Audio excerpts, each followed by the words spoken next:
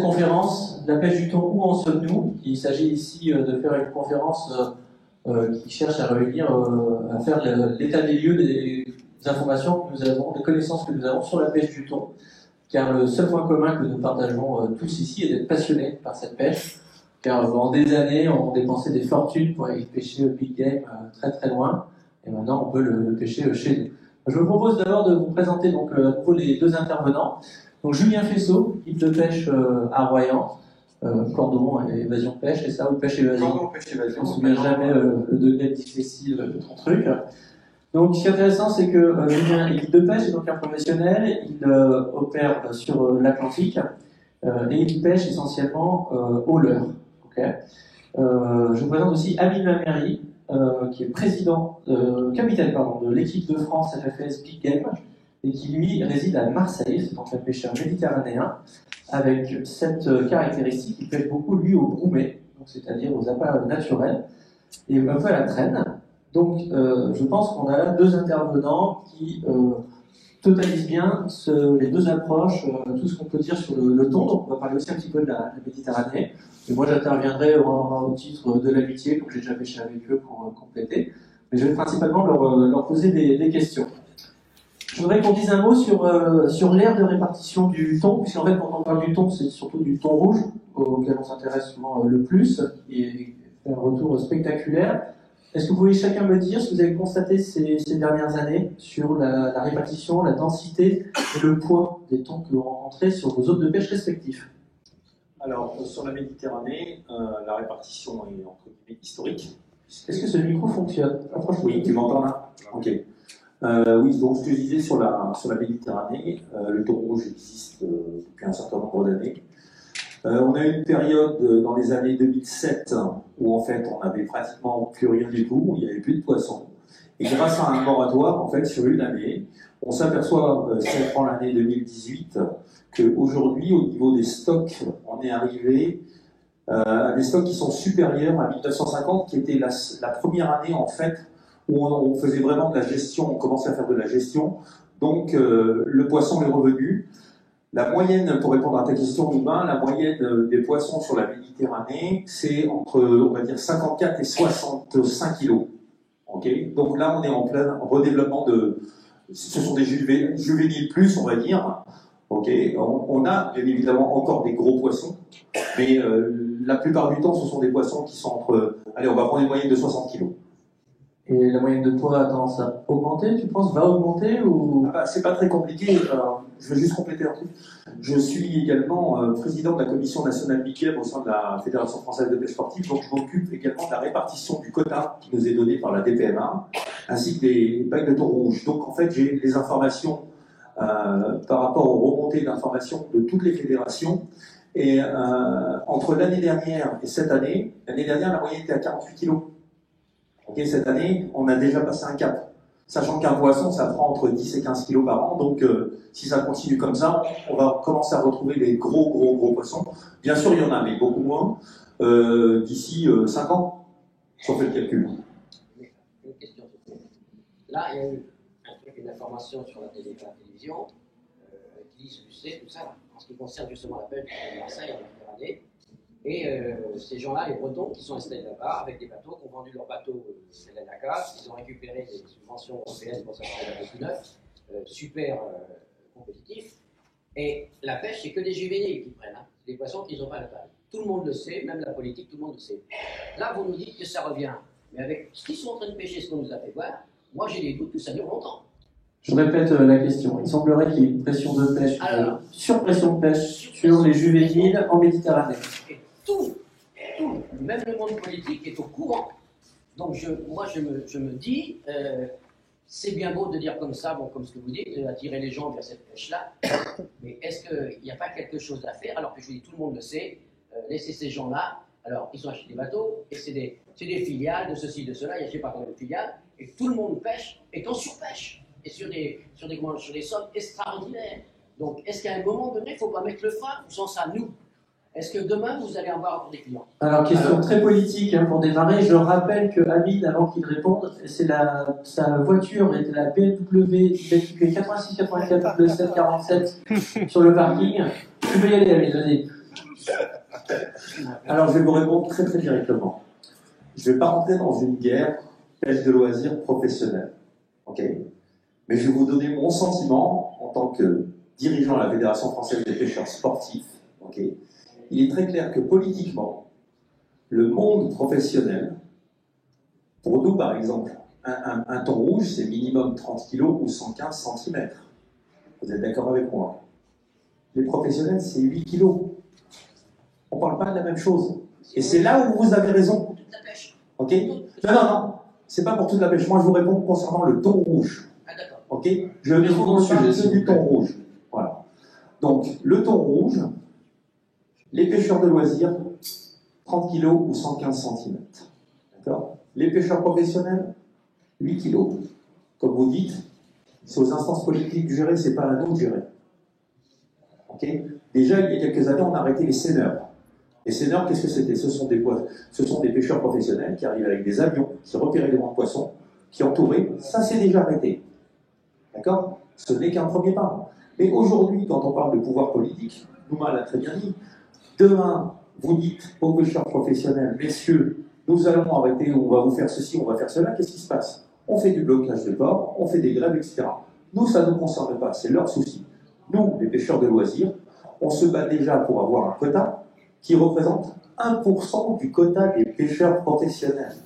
Pour vous donner un exemple, cette année, nous avons 56 tonnes, toutes fédérations confondues, donc ça veut dire que les autres, les ont 5600 tonnes. Voilà. Et pour clore cet aspect, parce qu'on ne peut pas faire non plus toute la conférence là-dessus, j'ai vu le même reportage que vous, l'excellent document de Cache Investigation sur le thon. Bon, ce qui mettait en lumière, c'était deux problèmes. Il y a un problème de densité du quota, peut-être, parce qu'on pouvait pêcher. Mais ce qui mettait plus en avant, c'était plutôt la répartition du quota. C'est-à-dire qu'il n'y avait pas assez de pêcheurs qui profitaient de ce quota-là. Ça faisait la fortune de quelques familles au détriment des autres. C'était plus là-dessus qu'ils appuyaient, donc ça, on va dire que ça nous concerne moins nous, c'est pas là-dessus que je voudrais aller. Julien, est-ce que tu as répondu, toi, s'agissant de l'ère de répartition et des pauvres? Alors, c'est vrai que nous, du coup, on a vraiment eu un retour de l'espèce suite au moratoire. Donc, ça fait maintenant un peu plus de 5 ans que sur la zone atlantique, on a une recrudescence et que les thons remontent. Parce qu'avant, ça avait commencé dans le Pays Basque où ils avaient toujours de la densité, mais maintenant, c'est remonté. Et j'ai même des collègues en Méditerranée qui touchent beaucoup de poissons, eux ils font des plus gros. Nous sur nos secteurs, on va avoir sur le début de saison pas mal de petits poissons, on va dire de 20 à 40 kg. Donc ça va être la majorité des poissons qu'on va toucher, entre 15 à 40 kg. C'est ce que vous trouverez dès le début de saison et jusqu'à la fin. Et après sur la fin de saison, quand les petits sont moins présents, vous avez des chasses de plus gros poissons. Donc là, on va pouvoir toucher des poissons de 80, 100 kg et voire des fois plus. Ça, après, avec le matos spinning pour le pêcher au leurre, nous, on n'est pas là pour ça. Pour refermer le paragraphe, une question, vous répondez chacun par oui ou par non. Est-ce qu'à force d'avoir de plus en plus de thon, pour un jour les pêcher du port? Juste par oui ou par non, hein, pas plus. Selon vous? Moi, sur ma zone, non. Non, hors de question. Bon.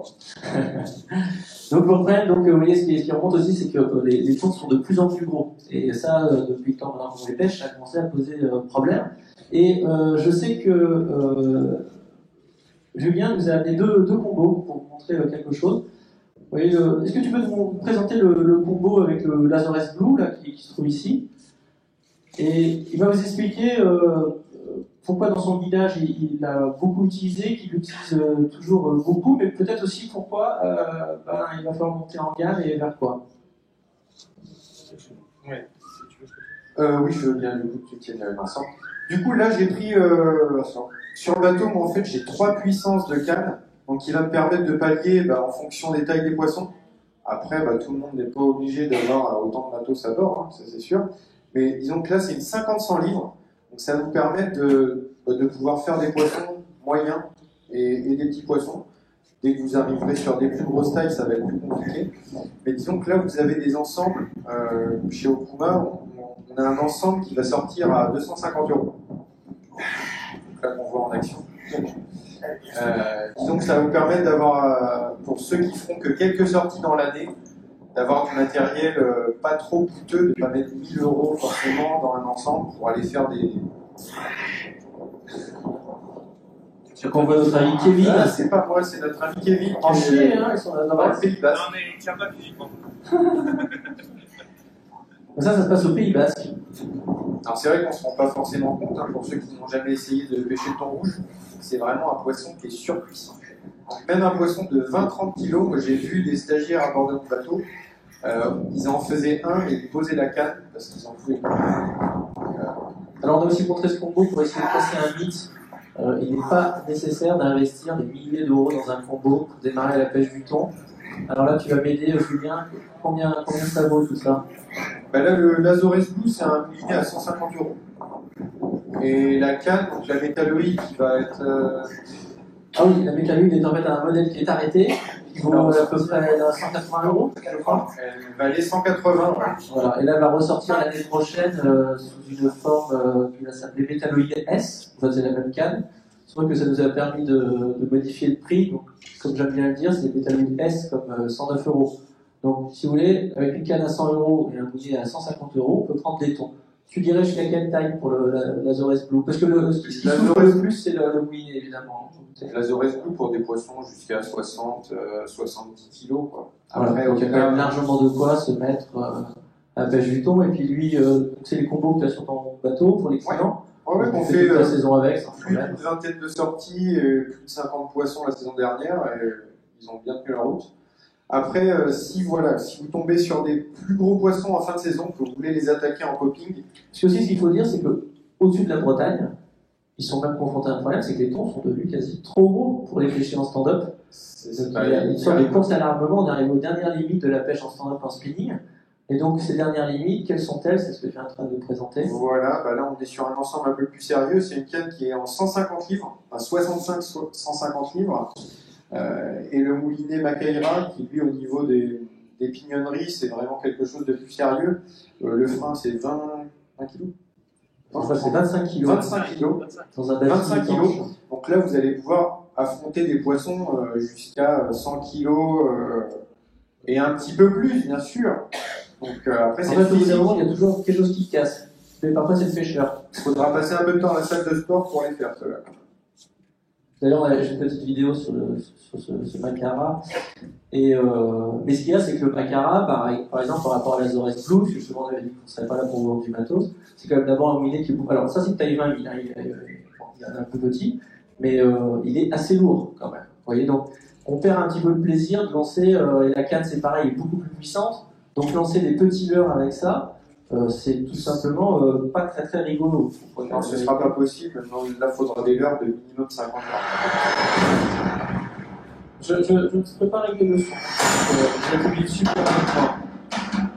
Vous voyez que le Macara, c'est un moulinet qui est vendu comme étant un moulinet surpuissant. C'est les Américains qui ont créé ça. Voilà, 25 kg.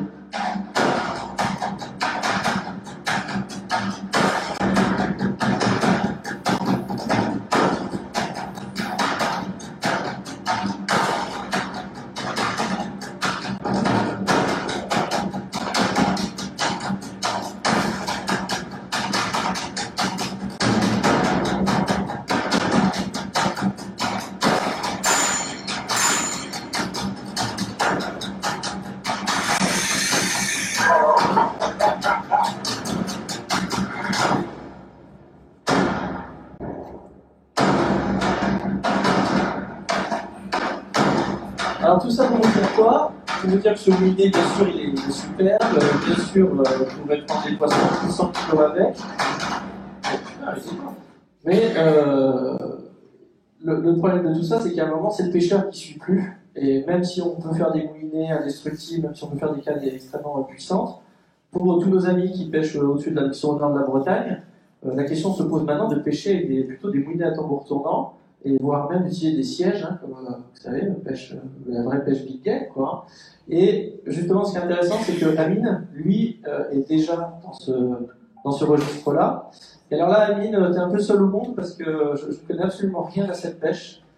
Et je voudrais que tu nous expliques vite fait ce qu'est la pêche au broumet. C'est une pêche intéressante parce qu'en plus, elle permet de sélectionner pas mal des beaux poissons. Mais c'est complètement une autre approche, vous allez le voir. Après, ce qu'on peut dire aussi pour clore, c'est que quand on va pêcher le thon, c'est aussi une pêche de partage. Donc, si vous êtes 3 ou 4 pêcheurs à bord, il va falloir faire tourner la canne quand on touche des gros poissons. Au moins, tout le monde s'amuse. C'est aussi le plaisir de cette pêche-là. Ah oui, et dernière chose que je oublié de dire, c'était ça que je voulais dire depuis le début. Si un Azores Blue coûte 150 € et permet de débuter, de pêcher quelques années tranquilles avant d'avoir besoin de changer, un Acara, on est déjà dans les 800 €. Donc, on est déjà dans d'autres budgets. Et donc, ça nécessite soit de passer par un guide de pêche pour bénéficier de cet équipement-là, soit déjà d'être dans une démarche extrêmement volontaire et de s'engager dans cette pêche-là beaucoup plus. Et ce qu'on essaye de vous dire, c'est que la population de thon, en changeant, elle risque aussi de changer nos propres comportements de pêcheurs pour pouvoir juste simplement continuer à les pêcher dans des bonnes conditions. Amine, merci. Ok. Donc, la pêche au gourmet, qu'est-ce que c'est? À la différence de la pêche au leurre, en chasse, c'est qu'en fait, la pêche au leurre en chasse, c'est qu'on va vers le poisson. C'est-à-dire qu'on va chercher des chasses et on va lancer des leurres. Là, on a repéré du poisson. Le gourmet, c'est complètement différent, puisqu'en fait, c'est qu'on va faire venir le poisson. Alors, comment ça se passe? Donc, on utilise, la plupart du temps, ce type de matériel, donc avec des moulinets à tambour tournant. Donc là, c'est un moulinet qui fait partie de la gamme Macaira également. Là, c'est un 50 livres. Ça existe en plus petit, en 30 livres, et en 80 livres également. Donc là, on est sur un ensemble qui peut tout à fait se travailler en stand-up, donc debout. On n'est pas obligé d'avoir un siège à bord, parce que la plupart du temps, la technique de pêche au gourmet nécessite un siège, mais avec un ensemble comme ça, c'est tout à fait gérable, debout, en stand-up.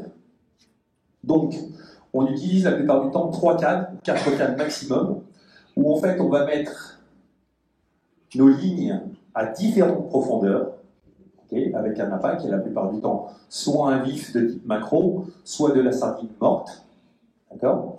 Et en fait, on va créer ce qu'on appelle un gourmet. Qu'est-ce que c'est que le gourmet? C'est en fait prendre de la sardine. Pour vous donner un exemple, dans une journée de gourmet, on utilise à peu près une quarantaine de kilos de sardines, où en fait, on va couper de la sardine et en fait créer un effluve avec une diffusion régulière. Donc, il existe des appareils qui s'appellent des bromégeurs qui permettent de broyer de la sardine et de l'envoyer depuis la surface. Okay, parce que ici, en région Atlantique, on appelle ça beaucoup de la sprouille. Okay, la sprouille, c'est pendu au fond et ça part du fond. Okay, le bromé, ça part d'en haut. Ça part d'en haut et ça descend. D'accord? Donc, c'est deux choses. Un bromégeur pour faire des tout petits morceaux de sardine. D'accord? Et ensuite, il y a un type. C'est vachement marrant parce que c'est toujours en équipage, on est la plupart du temps 3 personnes. Il y en a un qui est toute la journée avec des ciseaux, il prend ses sardines et il fait ça. Et il coupe de la sardine, et en fait, il coupe un deuxième morceau de sardine, une fois qu'il ne voit plus le premier morceau, pour faire une diffusion. Et de temps en temps, il fait des coupures pour la simple raison que le thon que vous avez marqué sur votre sondeur, okay, vous allez le voir, il va remonter. Il remonte, et l'objectif, c'est qu'à ce moment-là, soit on accélère son bromé. Quand on dit accélérer son bromé, ça veut dire donner de la sardine et ensuite couper d'un coup net, d'accord?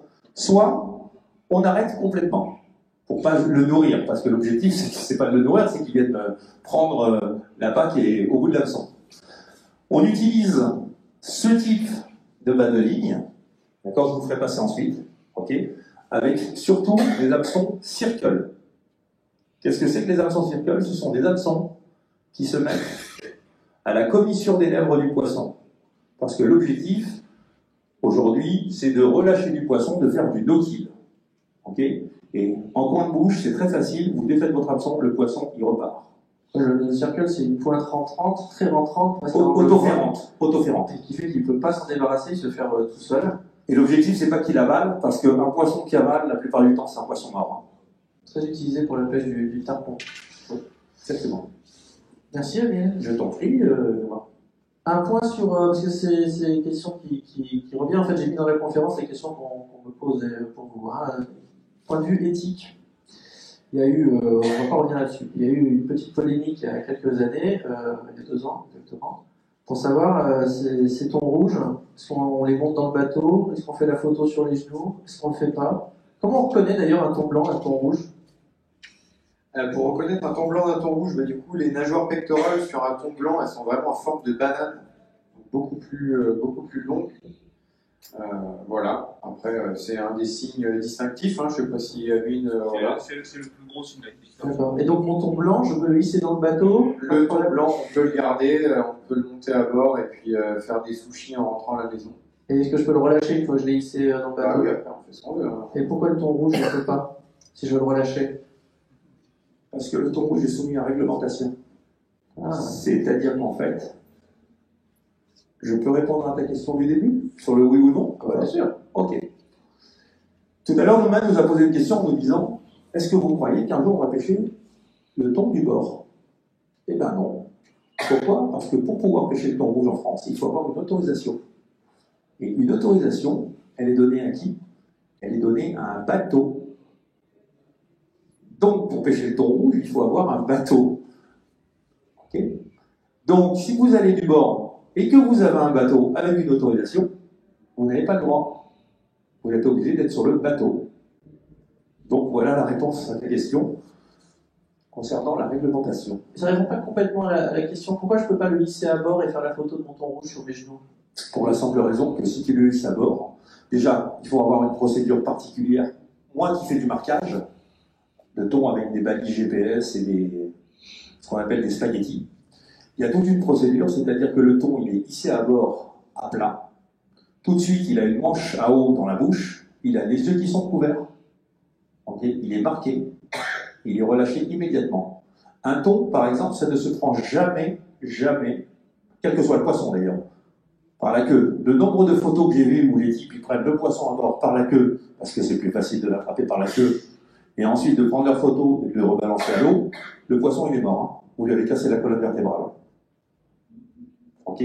Donc, je vous conseille de ne pas monter les poissons à bord. Alors, quelle est la bonne manière de faire, Julien, par exemple? Je parle de thon rouge. Du coup, moi sur le bateau, ce qu'on fait, c'est que j'ai une pince assez longue. Un très grande pince de chez Super Armio. Voilà, J'en ai la parlé pince. avec Michel Amiot hier, ils l'ont testé à 850 kg. Donc je pense que vous pouvez. C'est peut-être Ah, une garantie à d'accord. vie, parce que normalement, si vous prenez un thon de 800 kg, bon, ils vous en offrent une autre. Donc Mais, en fait, on amène le poisson une fois que le combat se finit, on l'approche au bateau. Avec la pince, moi je viens saisir la mâchoire, je décroche le leurre, et puis ensuite on peut faire une photo du poisson le long du bateau. Le pêcheur se mettant au-dessus de l'eau, ou alors après s'il veut aller carrément dans l'eau, pourquoi pas. Hein, et après on fait nager pour qu'il reparte. Mais c'est pas possible chez toi avec la température de l'eau, on peut pas se baigner, je crois. Oh bah on est à 24 quand même. Ah non, pas lui, pas encore. Voilà.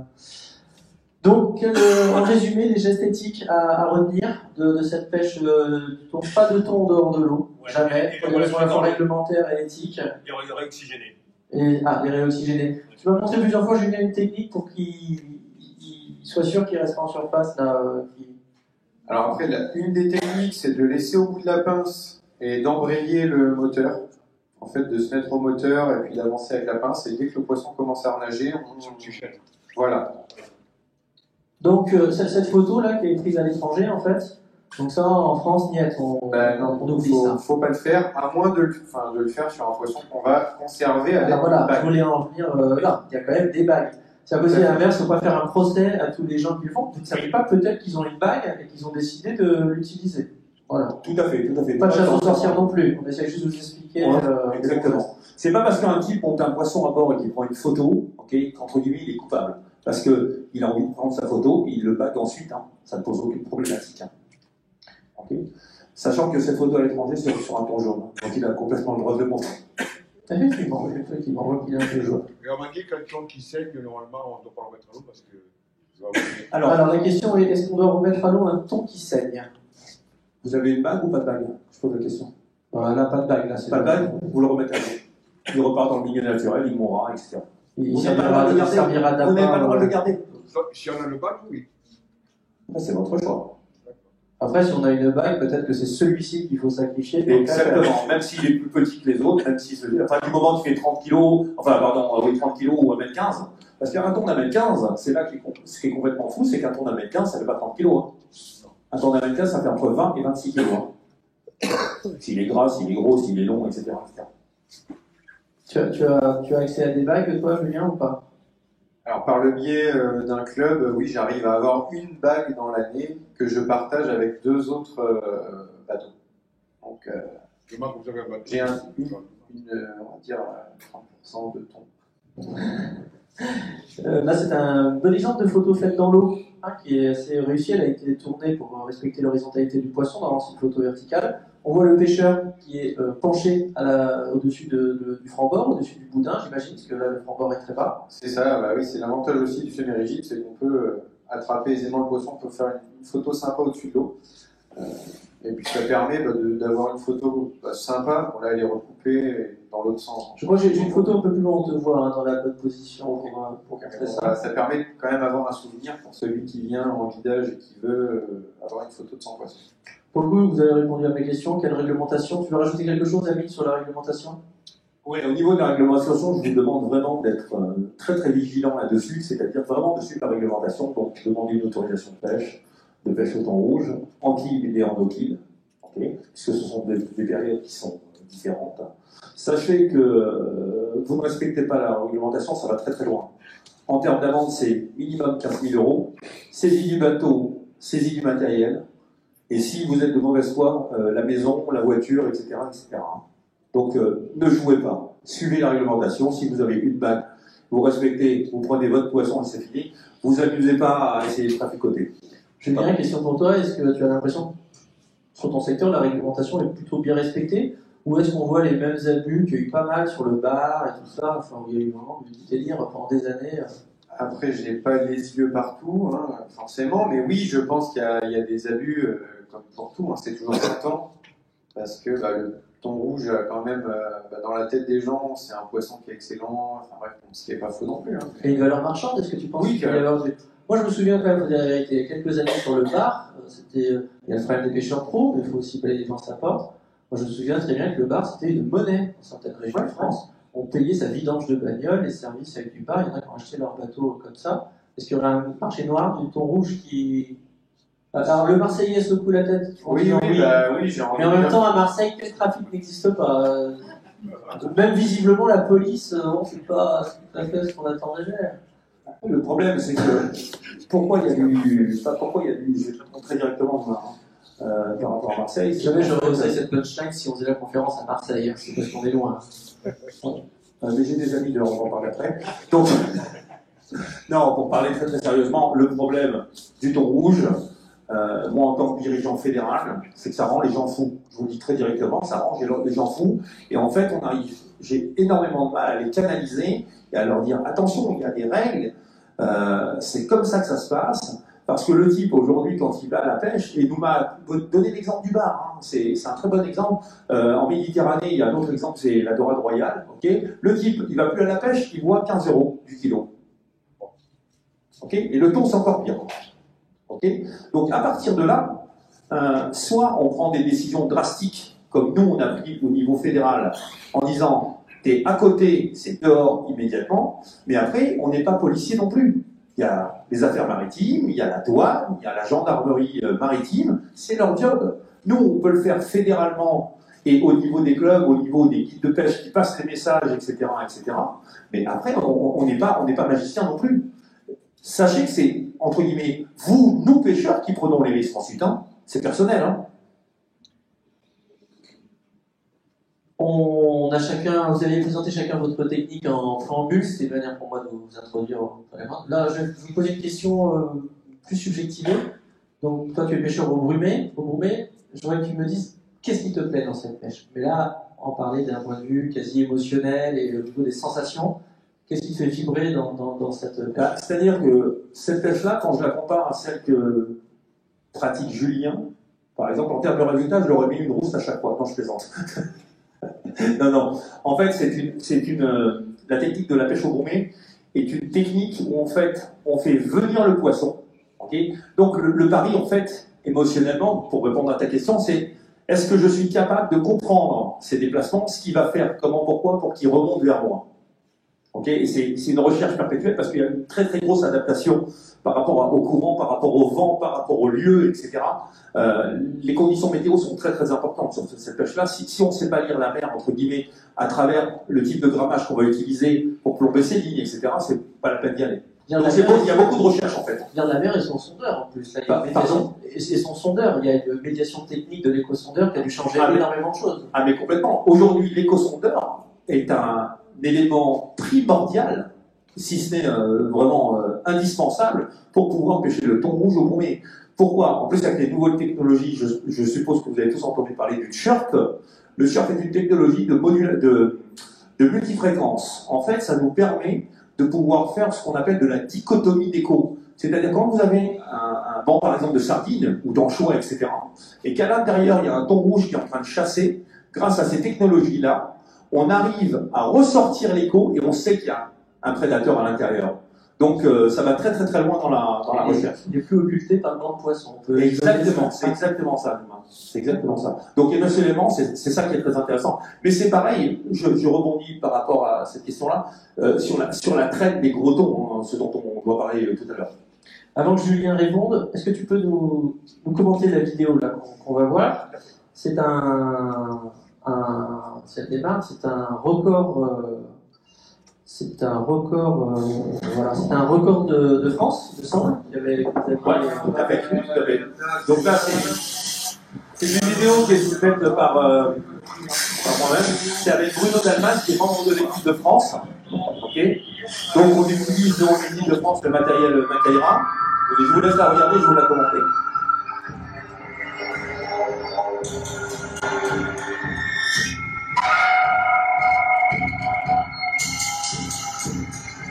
Donc ça c'est à Marseille.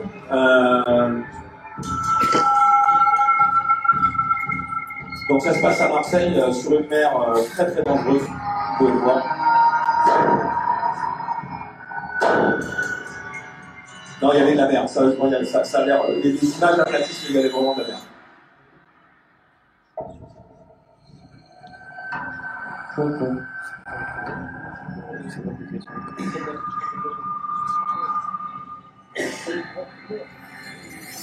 là on voit le poisson qui arrive. C'est magique ça quand il arrive. Hein. Ouais, c'est d'une.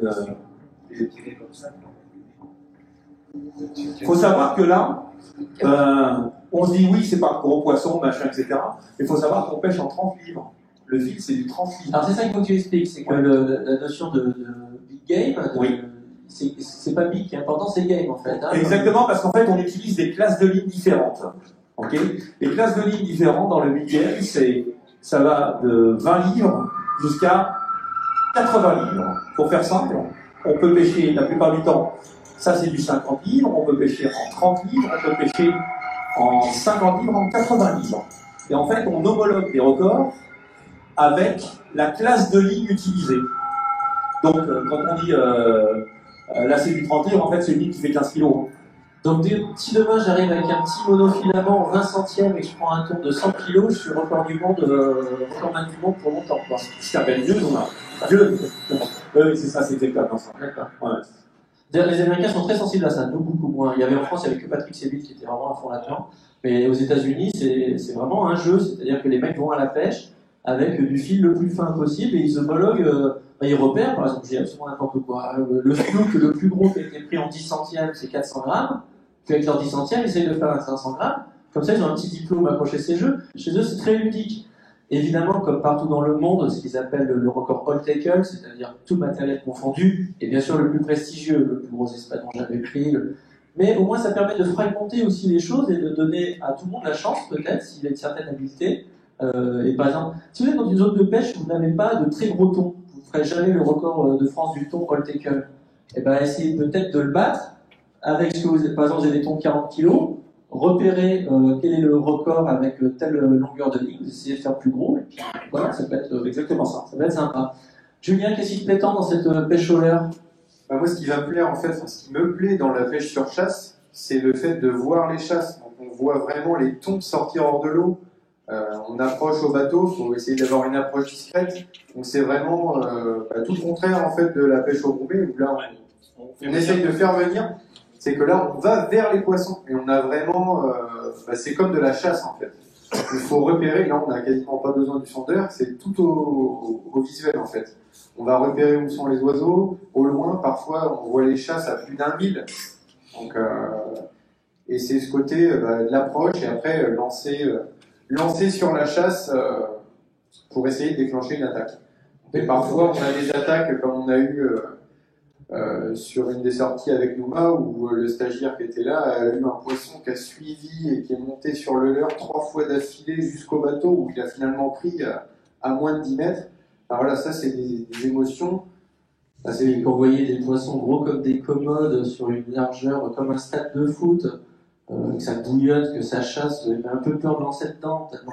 C'est vrai que c'est quand même des super sensations. Est-ce que tu peux nous montrer, il y a un popper qui est ici? C'est un. Oui, voilà. Pas du popper. Alors, quand on pense pêche du thon sur chasse, on pense beaucoup popper. Et en fait, c'est pas des si gros leurres que ça, parce qu'ils sont en train de chasser. Bien souvent, c'est de l'anchois, de la sardine. Donc, il faut matcher avec. Petits proies, et il faut essayer de se rapprocher le plus possible du fourrage sur lequel ils sont fixés. Et la chose intéressante, c'est que quand on a commencé à les pêcher, on nous avait dit popper, donc on a tous pêché au popper, ces poissons-là. Jusqu'à qu'on se rende compte que finalement, vous voyez, c'est pas très gros. L'important, c'est que ça soit lourd. Le popper que vous avez là, c'est un panier de popper, ça pèse 40 grammes. Donc ça se lance très très bien. Voilà, c'est les questions qui comptent. C'est les petits 4 qui vous amorcent au début. Mais en fait, on s'est rendu compte qu'ils ne prenaient pas toujours en surface. Hein, et que parfois, il fallait pêcher sous la surface, donc il y a des cassis gigs.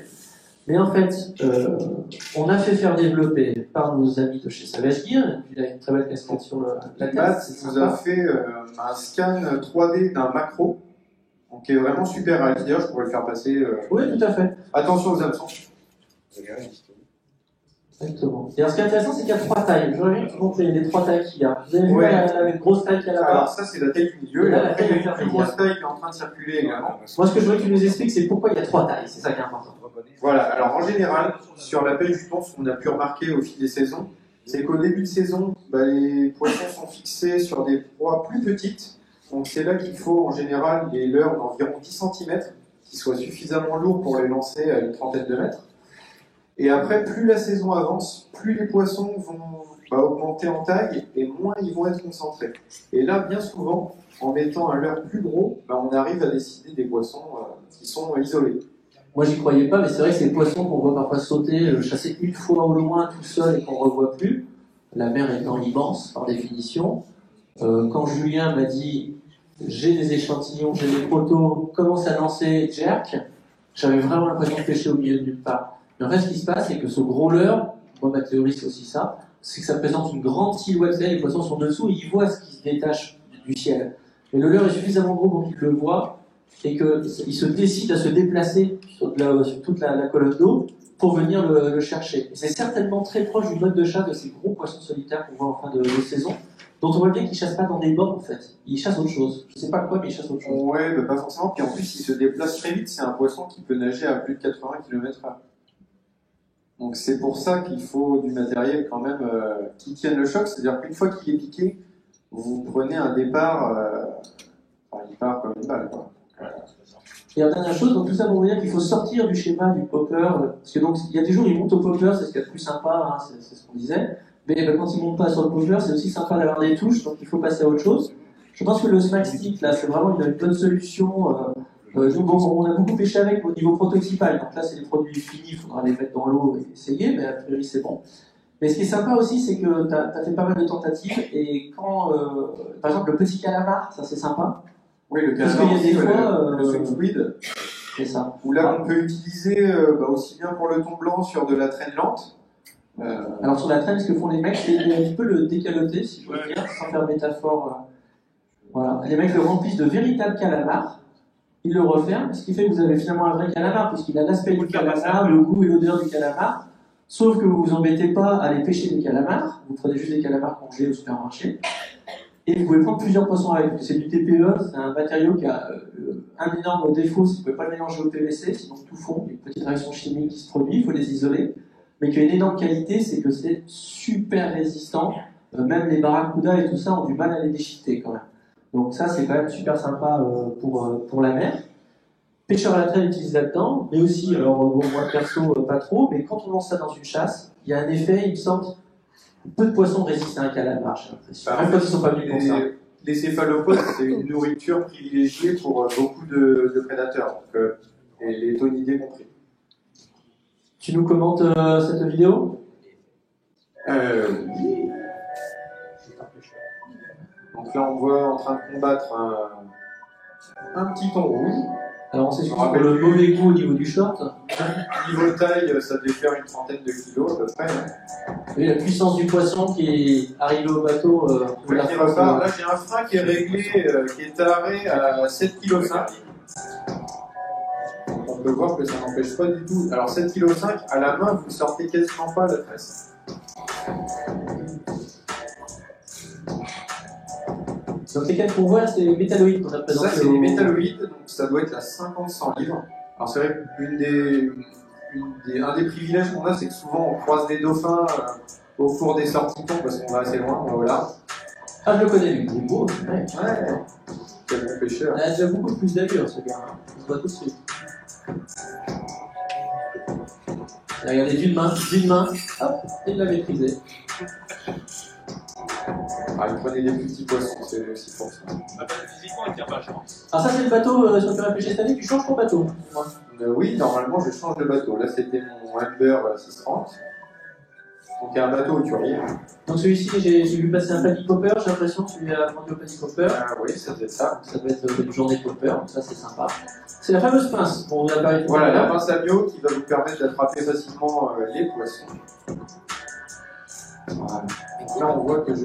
Alors, vous voyez, le poisson il est remonté d'un coup, c'est comme s'il avait cassé ou décroché. Le poisson part sur le son. bateau. Ah, c'est excellent. Alors, c'est là qu'on se rend compte de la puissance de ces poissons. Mais comment peut-on tirer quand on va les offrir comme ça? Une canne résiste à ce que là, c'est véritablement. Ah voilà, monsieur demande comment les cannes peuvent résister à un tel traitement. On se pose souvent la question nous aussi, mais la question. Il y a une base qui est très importante, c'est le réglage du frein. Oui, prends le micro, La base, en fait, c'est d'abord le réglage du frein. Parce que n'importe quelle canne, entre guillemets, vous pouvez lui faire tout ce que vous voulez avec. Si vous avez un frein qui est trop serré, la canne elle va exploser. Okay, et sur ces poissons-là, comme disait Jules tout à l'heure, 7,5 kg à la main, vous ne sortez pas un frein de 7,5 kg. Regardez la chasse au fond là-bas. Voilà. Vous pouvez voir ce que c'est, l'approche de la chasse. En fait, là, on voit les gerbes d'eau, les poissons qui sautent. Et donc, c'est à ce moment-là que souvent on a l'adrénaline. Là, vous voyez, c'était un casting jig qu'on a vu passer. Donc là, visiblement, aujourd'hui, ça se passait sous l'eau. Il y a vraiment, moi, ce qui m'a fasciné, c'est la manière dont Julien va approcher les chasses. Par exemple, il y a une chasse, il va se tenir à distance, il va dire non, attends, elle n'est pas assez formée. Bah, après, on essaye de contourner la chasse et de se mettre déjà dans la La courbure du blanc, c'est extraordinaire. Et en fait, on reste à distance Donc, une pour canne, pas effrayer les poissons. donc là, ce que vous avez vu, cette canne, une canne, donc je reviens là-dessus, à 100 €. N'allez pas forcément acheter une canne. Alors, si vous voulez vous faire plaisir, dépenser 800 € ou 600 € dans une canne, faites-le. Mais Alors, d'ailleurs, sur vous les n'êtes pas petits poissons, obligé. voilà, sur les petits poissons, et puisettes. j'avais mis les puisettes, c'est vraiment super pratique, c'est ce qui permet de les attraper le plus rapidement et de les faire repartir aussi super facilement. Le seul défaut, c'est que faut acheter beaucoup d'épuisettes. Donc le fait, c'est de régler le frein en fonction de chaque fois pour dire dessus que le frein c'est Tout à fait. Parce qu'en fait, votre frein, Micro, oui. Merci. Quand il est réglé, en fait, quand vous tirez, d'accord, il ne faut pas que ça soit bloqué. Il peut dérouler un petit peu. De toute manière, c'est c'est en pompant que vous reprenez du fil, en fait. De coups secs, de résistance, trop important. Exactement. Ouais, tout à fait. Tout à fait. Parce que ce qu'il ne faut pas oublier, c'est que sur ce type de pêche-là, donc la pêche au leurre, on utilise des tresses. Et la tresse n'a pas d'élasticité. Ah oui. Donc à partir de là, ça casse. À la différence des pêches au bombé ou à la traîne, où en fait on utilise du fil. Ok, et le fil a de l'élasticité. Donc les erreurs sont pardonnables quelque part. Donc c'est le frein qui fait toute la Juste un petit mot pour compléter. Donc oui, on a un corps de ligne qui est en tresse et après on vient mettre un bas de ligne en shock leader qui lui va être élastique. Et moi j'ai pour habitude de ne mettre qu'1 mètre de shock leader pour arriver à ce que les gens puissent lancer facilement et puis j'aime pas que ça passe, le nœud de raccord passe dans les anneaux. On a un nœud qui est assez compliqué à faire, qui est long à faire, mais qui est solide, mais s'il passe toute la journée dans les anneaux, ça ne tient pas très longtemps. Voilà. Pour les 3 dernières... 1 mètre d'élasticité, c'est pas énorme. Pour les 3 dernières minutes de conférence, un petit mot sur la sécurité, peut-être c'est le plus... Peut-être dire quand même qu'il faut faire attention, peut-être qu'on s'éloigne des côtes, parce que c'est physique. Oui, tout à fait. Alors, pour la pêche au thon rouge, la première chose, c'est avoir une bonne embarcation. Okay. Si c'est pour aller pêcher le thon avec un bateau de 4,50 m, c'est un peu dangereux parce que vous ne savez pas sur quoi vous allez tomber, sur un gros poisson, un petit poisson, etc. Ça, c'est la première chose. La deuxième chose, la notion de réglementation, on en a parlé tout à l'heure. Donc, ça, c'est la sécurité de la personne, en fait, quelque part, par rapport à ce qu'elle pourrait encourir si elle n'était pas dans les règles.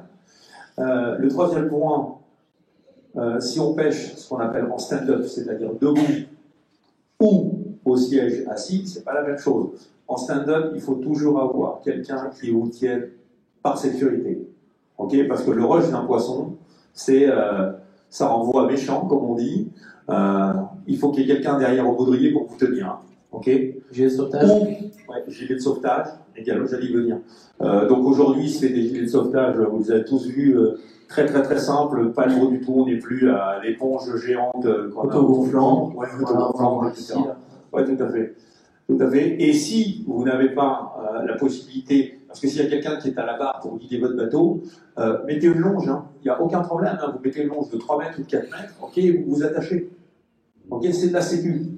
Parce que, je fais juste un aparté de 2 secondes, moi il y a quelques années, j'ai perdu 3 amis, qui voulaient faire les fiers, ils sont partis, la mer n'était pas belle, le bateau il faisait 4,50 m, ok, ils ont attelé un poisson qui faisait plus de 250 kg. Ça s'est passé à exactement 400 mètres d'une digue, hein, donc au bord. Ok, il y en a un qui est resté au fond, qui est parti avec le matériel, parce qu'il avait le matos. Il y en a un, on les a retrouvés, les 2 autres, à 11 000. Okay, donc le thon, c'est pas de la rigolade, c'est un poisson qui est dangereux. Voilà, donc soyez prudents. Sur cette note de gaieté, il ne me reste plus qu'à vous remercier. C'était vraiment sympa d'intervenir. Et puis, on vous suit sur les réseaux sociaux. Donc, je répète, Amis de ma mairie, Julien Fessot. Vous pouvez les chercher sur Facebook et compagnie. Vous suivrez leurs exploits. Un dernier mot, Julien? Pour la sécurité, du coup, oui, au niveau des embarcations, bien avoir VHF, radeau de survie, vraiment avoir tout ce qu'il faut. Quand vous partez pour une journée, bière fraîche. N'oubliez pas d'avoir ce qu'il faut pour s'hydrater et manger. Parce que moi, ça m'est arrivé, petite anecdote, en rentrant à 18h, on a touché un poisson, ça a duré 4h30. On est resté jusqu'à 22h30 en train de combattre le poisson. Donc après, vous rentrez de nuit, il y a le brouillard, il y a des possibilités. Il faut vraiment être sûr de ce qu'on fait quand on part pêcher le thon. Il ne faut pas y aller à la légère. Merci messieurs et surtout merci à vous d'être venus assister à cette conférence. Bonne fin de salon et puis vous pouvez les retrouver sur les stands de Salage Gear, Okuma et ou juste dehors. Voilà. Allez, merci.